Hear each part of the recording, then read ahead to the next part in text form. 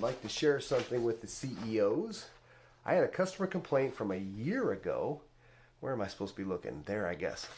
A year ago from a customer who said we dyed her carpet cleaning it. And I just want to see how you all are handling customer complaints because, boy, I tell you what, one way to really control your reviews, your online, how people see you online is, of course, to find out firsthand if the customer's happy or sad about your service. So with this customer, on our invoices, we have them, of course, sign and date. She's kind of a regionally known person, so I'm going to cover her name up. But my technician, my manager at the time, left a voicemail to call her to see how the service went, but she didn't answer and she didn't return our phone call. So that's the first thing we did after the service, just to make sure she's happy. We send emails. We try to get reviews.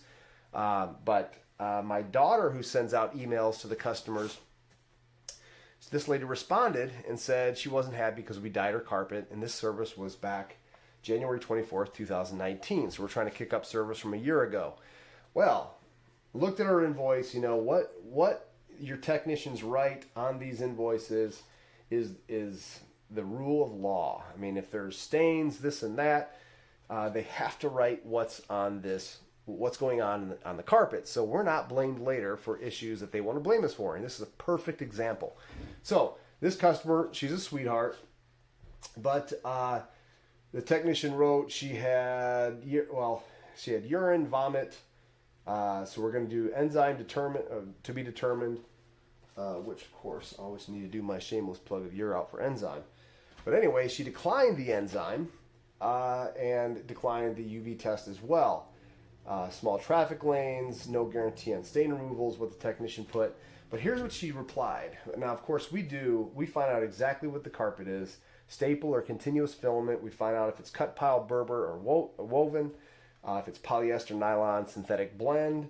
If there's matting, graying, shoe stains, filtration. This is all just such good information you or your technicians should be asking to find out, because this solves so many issues.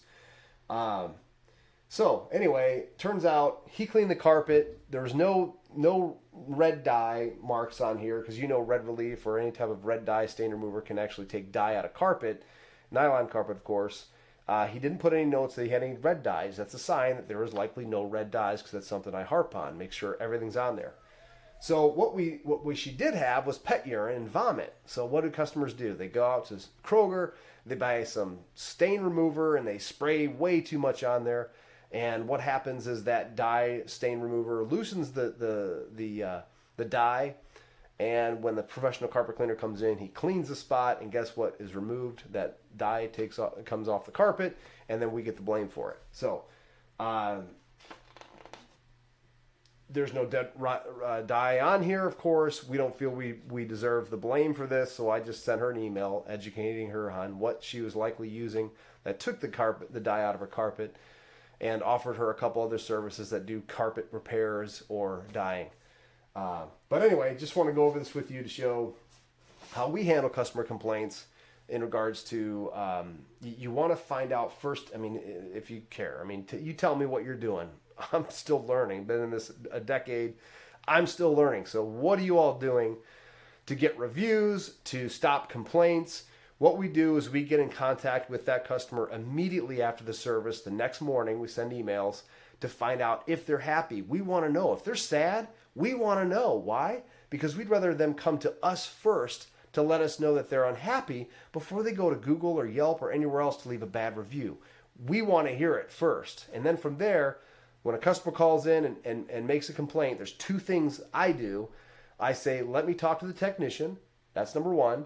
And then secondly, let me pull the invoice to read that, and I'll get back to you. Again, I apologize to hear that you're unhappy with the service. Let me find out what's going on, and I'll contact you back. And typically when I talk to the employee, they say, hey, man, they had dogs tracking all over the place. Or on the invoice, it says they had polyester that was matted, and they're calling in to complain about the carpet still laying down. Well, guess what? It's not coming back up. It's polyester. We are not going to own that. That's their problem. They bought poly carpet. We do tell them, of course, to buy nylon. But anyway, just a quick want to go over this with anybody if this is helpful.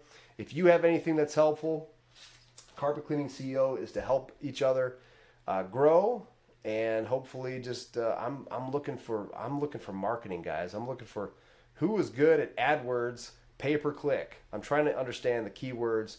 I've got a really decent understanding on it, but I'm really trying to fine tune it so I'm not burning it through money.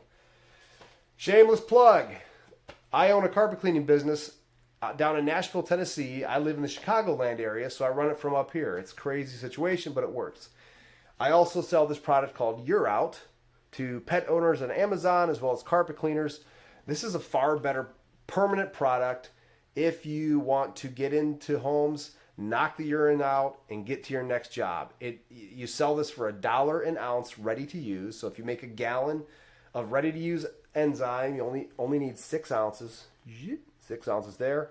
Mix it to 122 ounces of hot water, basically, and you've got a gallon of ready to use. We charge $128 for that gallon, which covers 128 ounces worth of urine. You can go to youroutodor.com to read up on how we figure that. But if you're looking for a quick way to make a permanent change, to get on to your next job, fast results, permanent results, buy some of our You're Out. Good stuff. Anyway, any questions, feel free to leave a comment. Look forward to hearing from you. Take care.